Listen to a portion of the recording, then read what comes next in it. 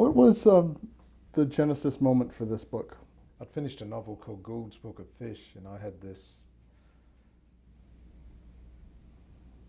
sort of, it's not even a story, but I wanted to write something about the prisoner of war experience, but it wasn't so much a longing, it was more a sort of growing sort of stone within me that it sort of was choking me, and I didn't want to write the book, but I knew I sort of had to at some point address it.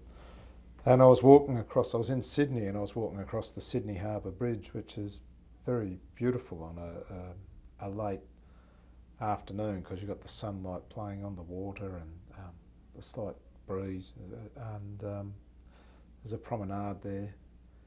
I was reminded walking across of this story my mother and father were fond of, about a Latvian migrant who'd ended up in the little town where I was born in Tasmania, and he'd come there after the war and married an Australian woman and had a family there.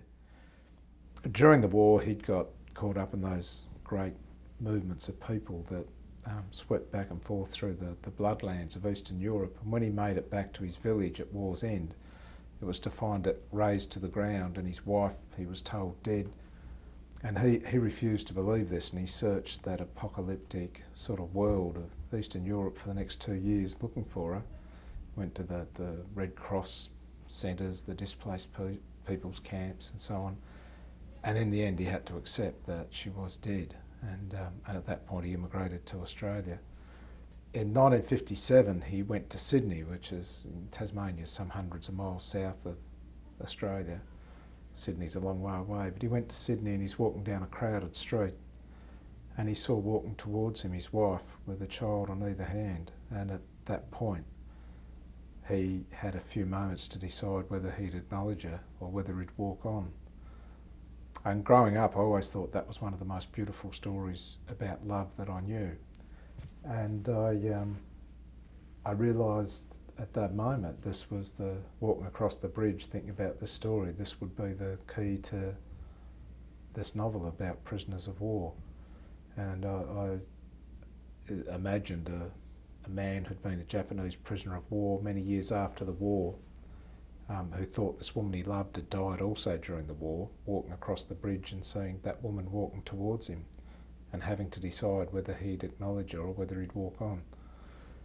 And I went back to an area called the Rocks, which is a very old colonial area near the bridge, found a pub, and I wrote that chapter out on the back of beer coasters there. And that was the beginning of the book. And then I wrote 5 different versions of the novel. I lost this original idea. I didn't lose the beer coasters. I just, as you do, you sometimes have an initial impetus and then you drift away from it. And I wrote it as a series of linked haikus, and I wrote it as I wrote it in the first person plural from the voice of a sort of collective anonymous group of prisoners of war, ex-prisoners of war, and then I wrote it as this sort of ensemble epic that spanned a century with a whole lot of different characters and different voices. And each of those books didn't work. And I would delete them off my hard drive and I'd burn the manuscripts so nothing remained of them. And in between I'd write other novels. And then always I came back, tried to, and at each point it became more pressing. I sort of, but though it's completely irrational, felt that if I didn't write this, I wouldn't be able to write another book. And it was beginning to consume me, and then I found the beer coasters again one day, and I realised that that was the basis of the novel. That's what had been missing, that it needed a story of love at its heart. That's really what the book is. The central character, highly conflicted. Well, you know, I mean, when the illusion of these sort of, when you go on a book tour and I talk to people like you, is that I know who these people are and I have a judgment on them. I don't, you know. I think novel writing is the attempted art of communicating something incommunicable within your own soul, and you throw over these things, these very abstract things, story and character. They're the sort of motley you use to enable the reader to somehow sense what it is you're finding within yourself.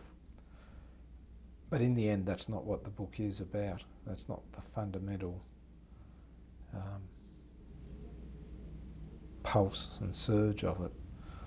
So I don't seek to understand or judge the people I write about. I just seek to describe what they do and what they think, and then I let readers decide. So with the lead character, Dorigo Evans, who's it really follows his life.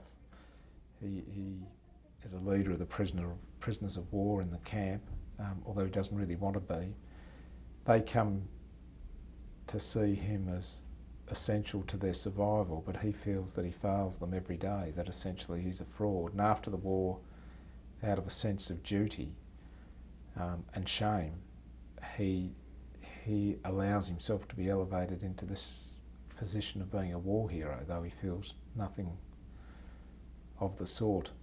I've found readers have come to me, and some readers find him despicable, some people find him attractive, some people find him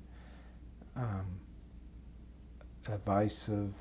You found him a man of contradictions, other people find him remarkably coherent. I mean, the point is, there are many different judgments of him by readers, and I'm happy when I hear that, because that means the character succeeded. If there was only one reading of the character, I think it'd be a pretty limited achievement, or I don't think it'd be an achievement at all. Novels should be like life, open to endless understandings. The book is The Narrow Road to the Deep North. I've been speaking with the novelist and Man Booker Prize winner Richard Flanagan, and The Narrow Road to the Deep North is published by Vintage.